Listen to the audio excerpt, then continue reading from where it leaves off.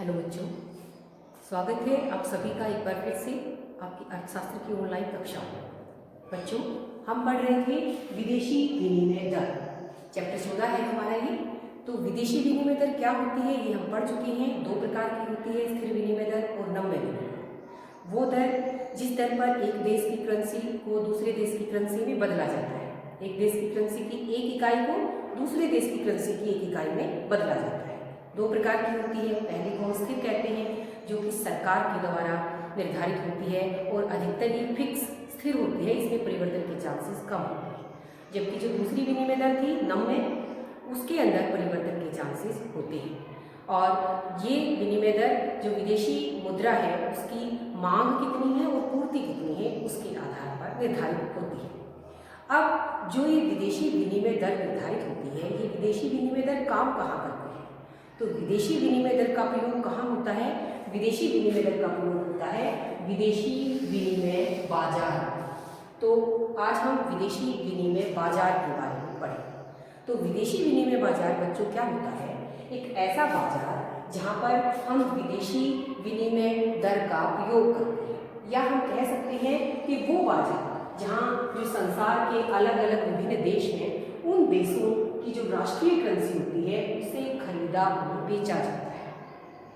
इस राष्ट्रीय करेंसी को जिस दर पर बेचा जाता है वो दर तो हो गई विदेशी विनिमय दर, लेकिन इस जहाँ पर जिस बाजार के अंदर ये लेन देन ये दर निर्धारित होती है, ये करेंसियों का लेन देन होता है, वो बाजार हमारा क्या होता है?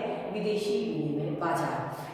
तो आपको इसकी परिभाषा याद करनी है। बहुत ही आसान परिभाषा है। ऐसा बाजार या वह बाजार जहाँ जो संसार के अलग अलग देश हैं, विभिन्न देश हैं, उन देशों की जो राष्ट्रीय करेंसियाँ होती हैं उन करेंसियों की खरीद बेच की जाती है, उन करेंसियों का लेन देन किया जाता है, आपस में हस्तांतरण किया जाता है।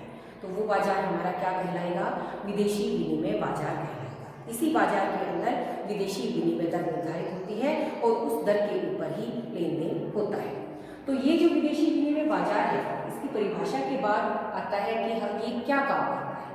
तो काम इसकी परिभाषा से ही हमारे निकल कर आते हैं। सबसे पहला और इम्पोर्टेंट कार्य तो क्या बन गया इसका कि विदेशी विनिमय बाजार व्यापार का केंद्र है, लेन देन का केंद्र है, हस्तांतरण का केंद्र है, क्योंकि इस बाजार के अंदर ही तो जो अलग अलग देशों की करेंसियां हैं उन करेंसियों का लेन देन होता है, उनका हस्तांतरण होता है। तो ये बाजार क्या काम करेगा?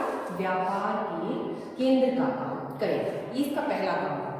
दूसरा काम क्या है कि जो विदेशी मुद्रा के अंदर जो लेन देन की जाती है, विदेशी दूसरे देशों से हम आयात करते हैं, निर्यात करते हैं, हम दूसरे देशों से माल खरीदते भी हैं और उनको बेचते भी हैं। तो जो आयात निर्यात होता है, वो आयात निर्यात के लिए हमें विदेशी करेंसी चाहिए, विदेशी मुद्रा चाहिए। वो विदेशी मुद्रा हमें प्राप्त कहाँ से होगी? उस विदेशी मुद्रा के लिए जो धन उपलब्ध होगा वो कहाँ से उपलब्ध होगा? इस विदेशी विनिमय बाजार में से ही, क्योंकि यहीं पर जो लेन देन होंगे वहीं से हमें विदेशी करेंसी मिलेगी। तो आयातों और निर्यातों के लिए धन उपलब्ध करवाने का काम कौन करता है? विदेशी विनिमय बाजार। तीसरा काम हो गया इसका जोखिम से बचाने का। तो जो विदेशी विनिमय बाजार है वो जोखिम से बचाता है। कैसा जोखिम? जैसा कि अभी हमने पढ़ा था पिछली वाली वीडियो के अंदर कि जो अधिकतर वर्तमान की अगर हम बात करें तो अब नम्य विनिमय दरें पर चल रही है। और नम्य विनिमय दरों का निर्धारण कैसे होता है? विदेशी जो मुद्रा बाजार है वहाँ पर उस करेंसी की मांग कितनी है और पूर्ति कितनी है। तो कभी वो मांग बढ़ती भी है, घटती भी है। तो मांग और पूर्ति के घटने बढ़ने से जो विदेशी विनिमय दर है वो भी घटती बढ़ती है। तो उनके घटने बढ़ने से जो जोखिम पैदा होती है कि भाई अब मांग बढ़ गई, अब मांग घट गई, पूर्ति बढ़ गई, तो इन चीज़ों से जोखिमें पैदा होती हैं। उन जोखिमों से बचने का काम विदेशी विनिमय बाजार में किया जाता है। और कैसे किया जाएगा कि भाई हमें कौन सी करेंसी को बेचना है, किसको खरीदना है, किसकी मांग बढ़ रही है, किसकी मांग घट रही है, उसी के आधार पर हम उनको खरीदते और बेचते हैं। तो उन खरीद और उन जोखिमों से बचाने का काम भी क्या करेगा? विदेशी विनिमय बाजार करेगा। तो आपको ये तीन काम याद रखने हैं जो विदेशी विनिमय बाजार करता है। क्या करता है? सबसे पहला काम तो ये जो विभिन्न देशों की करेंसी हैं उन करेंसियों के लेन देन का हस्तांतरण का काम करता है। दूसरा काम जो हमारे आयात और निर्यात होते हैं उन आयातों और निर्यातों के लिए ये धन उपलब्ध करवाता है। और अगला काम है कि जोखिम से बचने का काम कि भाई जो मांग और पूर्ति में परिवर्तन होने के कारण जो विनिमय दरों का उतार चढ़ाव है उनकी जो जोखिम होती है उन जोखिमों से बचाने का काम ये बाजार करता है। इसके बाद प्रश्न आता है कि जो विदेशी विनिमय बाजार है ये बाजार कितने प्रकार का होता है, कैसे काम करता है, इसकी कार्य प्रणाली, कार्य पद्धति कैसे है। तो ये बाजार दो प्रकार का होता है और दो ही तरह से ये काम करता है। विदेशी विनिमय बाजार दो प्रकार का, पहले बाजार को कहेंगे हम हाजिर या चालू बाजार और दूसरे बाजार का नाम है वायदा बाजार। तो बच्चों, विदेशी विनिमय बाजार दो प्रकार का होता है, पहला हाजिर या चालू। हाजिर और चालू यानी कि ऑन द स्पॉट, इस बाजार के अंदर जितने भी काम किए जाएंगे, जितने भी मुद्रा करेंसी के लेन देन किए जाएंगे, वो लेन देन दैनिक प्रकृति के होंगे, उसी समय पर किए जाएंगे। हाजिर और चालू का मतलब उसी समय पर जो भी हमारा आपस में समझौता होता है, उसी समय पर जो दर निर्धारित होती है, उसी दर के ऊपर आपस में लेन देन किए जाते हैं। तो इस तरह से जो ये हमारा हाजिर और चालू बाजार है, ये दैनिक प्रकृति का है कि भाई आज की डेट के अंदर अगर हमारे कुछ लेन देन हुए हैं, समझौते हुए हैं, तो आज की डेट पर ही जो विनिमय दर है उसी दर पर वो होंगे और उसी समय होंगे। तो इसीलिए हम इनको क्या कहते हैं, दैनिक प्रकृति की, डेली।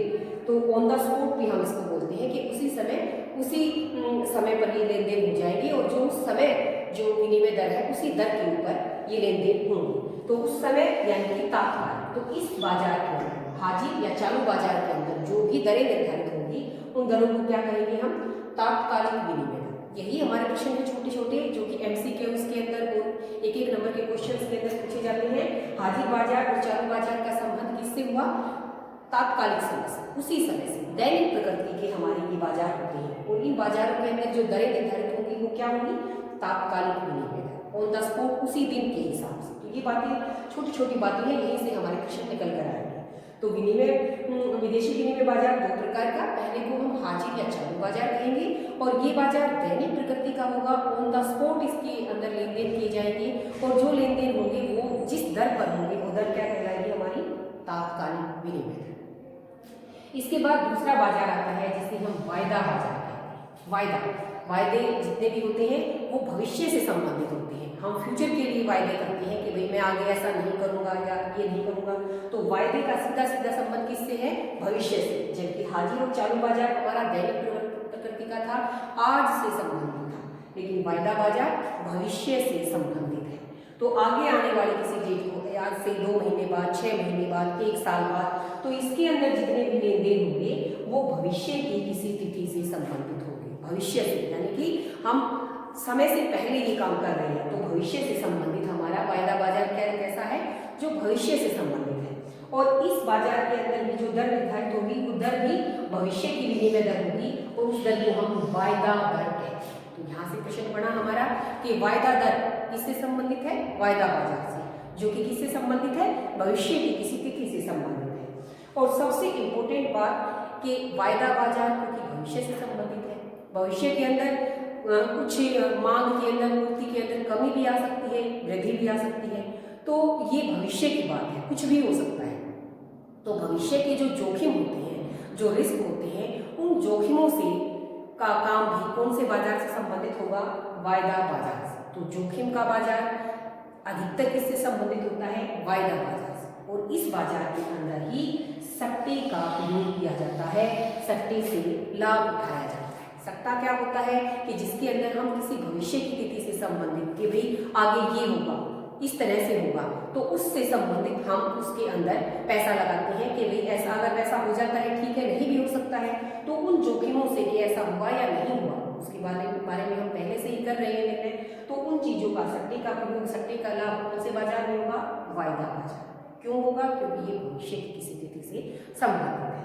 और इस बाजार के अंदर जो दर निर्धारित होगी वो क्या होगी, हमारी वायदा दर। और हाजिर बाजार की दर हमारी क्या होगी, तात्कालिक विनिमय दर। तो बच्चों, हमने पढ़ लिया कि विदेशी विनिमय बाजार क्या होता है, क्या इसके काम होते हैं, कितने इसके प्रकार होते हैं और कैसे ये काम करता है।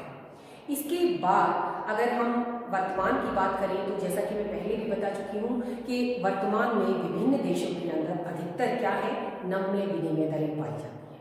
तो नम्य विनिमय दरों के कई सारे नाम हैं, जैसे हम इसे तरणशील विनिमय दरें भी कहते हैं। नम्य विनिमय दर यानी कि वो विनिमय दर जिसका निर्धारण विदेशी मुद्रा बाजार में करेंसी की, मुद्रा की मांग कितनी है, पूर्ति कितनी है, उसके आधार पर किया जाता है।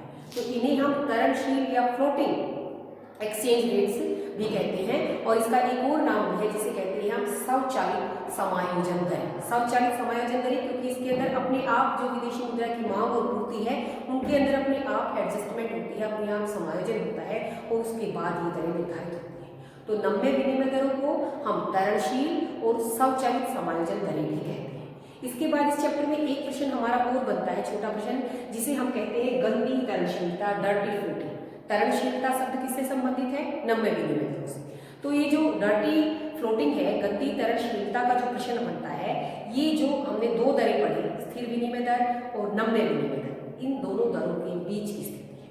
स्थिर विनिमय दर के अंदर जो दर निर्धारित होगी वो फिक्स होगी, स्थिर होगी, उसमें परिवर्तन के चांसेस बहुत कम होंगे और वो सरकार के द्वारा निर्धारित होगी।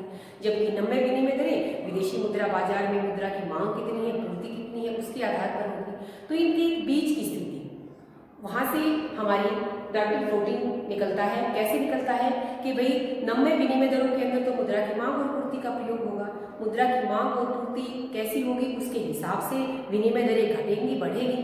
लेकिन कई बार क्या होता है कि जो विभिन्न देश हैं, संसार के विभिन्न देशों के अंदर जो उनके केंद्रीय बैंक होते हैं, वो केंद्रीय बैंक इन दरों के निर्धारण में इंटरफेरेंस करते हैं।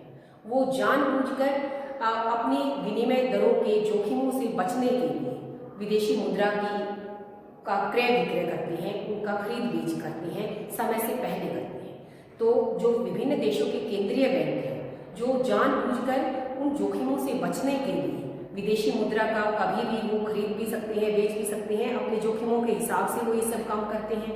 जबकि जो हमारे विभिन्न जो अंतर्राष्ट्रीय संस्थान हैं या जो अंतर्राष्ट्रीय समझौते हैं, वो सब इस चीज़ को गलत मानते हैं, ऐसा नहीं होना चाहिए। लेकिन अलग अलग देश अपने जोखिम से बचने के लिए वो ऐसा करते हैं। उन देशों के केंद्रीय बैंक या उन देशों की जो बैंकिंग प्रणाली है वो इंटरफियर करती है और विदेशी मुद्रा का अपने हिसाब से क्रय विक्रय करती है, जो कि गलत है। इसी चीज को किस चीज का नाम दिया गया है? गंदी तरणशीलता का नाम, क्योंकि जो अंतर्राष्ट्रीय समझौते हैं, अंतर्राष्ट्रीय संस्थान हैं, उनके अनुसार ये जो इस प्रकार का बैंकों के द्वारा इंटरफेरेंस करके अलग अलग समय पर जोखिम से बचने के लिए जो विदेशी मुद्रा की खरीद क्रय विक्रय है, ये गलत है। ये जो है विदेशी विनिमय बाजार का हिस्सा नहीं है और इसीलिए इसको क्या नाम दिया गया है?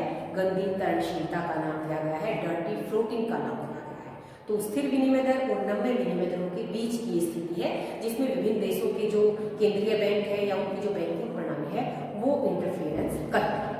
तो बच्चों, उम्मीद है आप सभी को समझ में आ गया होगा विदेशी विनिमय दरें क्या होती हैं, परिभाषा कितने प्रकार की होती है और किस तरह से उनका निर्धारण होता है, विदेशी मुद्रा बाजार क्या होता है और क्या इसकी कार्य प्रणाली है। तो उम्मीद है आप सभी को चैप्टर अच्छे से समझ में आ गया होगा। इसी के साथ हमारा ये चैप्टर कंप्लीट हो जाता है और नेक्स्ट वीडियो में पेमेंट ऑफ बैलेंस नए चैप्टर के साथ फिर से आपसे मिलते हैं। तब तक के लिए आप सभी का धन्यवाद।